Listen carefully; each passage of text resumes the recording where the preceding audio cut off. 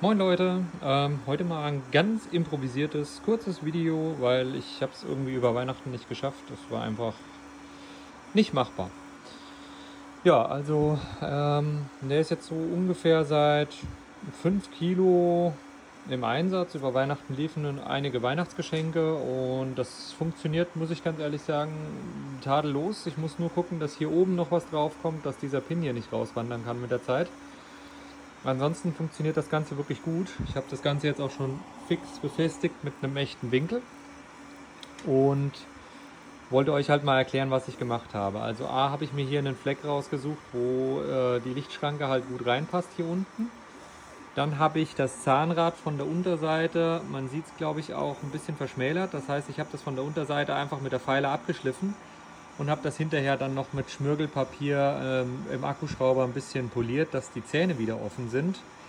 Dabei ist mir dann aufgefallen, dass ich ja eigentlich mit dieser Spaltlichtschranke hier, die ja normal als Endstop genutzt wird, eigentlich auch die Zähne erfassen kann. Dementsprechend habe ich dann den Abstand hier unten versucht, den Abstand hier unten versucht so einzustellen, dass die genau in die Rippen reingehen und zwar mit einem vollen Schaltvorgang. Also dass die LED wirklich komplett ausgeht und komplett wieder angeht. Weil mit einer Unterlegscheibe weniger war es so, dass die ganz dünn noch geglimmt hat im Zwischenraum und das führte teilweise zu Fehlinformationen. Ja, und jetzt kann man damit halt, so wie es jetzt ist, wirklich sehr enge Toleranzen fahren mit dem, wann der Drucker stehen bleibt.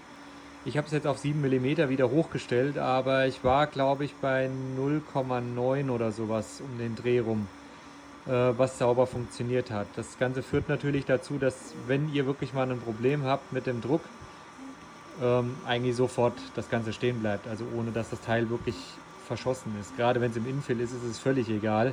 Dann geht der Drucker einfach in Pause und dann ist es gut.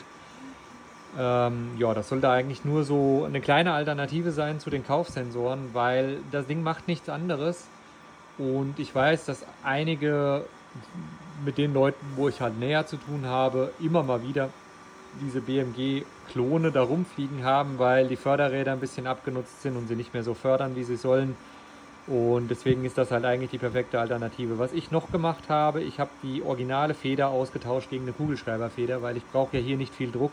Es muss ja nur so sein, dass das Zahnrad vernünftig mitläuft. Es ist ansonsten komplett original geblieben, der Extruder.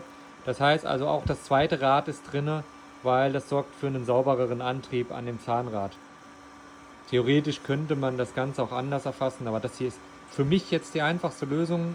Lasst mal hören, was ihr davon denkt und ob ihr da vielleicht das auch schon mal selber gebaut habt oder ob ihr gedenkt, das nachzubauen, anstatt diese Sensoren für 30 € zu kaufen.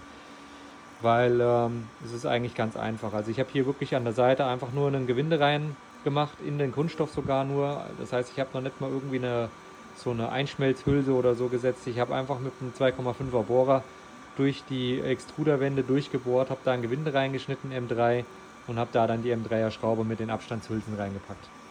Ja, das war's. Ansonsten schon mal einen guten Rutsch und ja, für später dann frohes neues Jahr, kommt alle gut rein. Lasst euch nicht unterkriegen und meine Gesundheitsgeschichte, falls es noch Interesse daran gibt. Es gibt leichte Fortschritte untersuchungstechnisch, es muss aber noch einiges abgeklärt werden.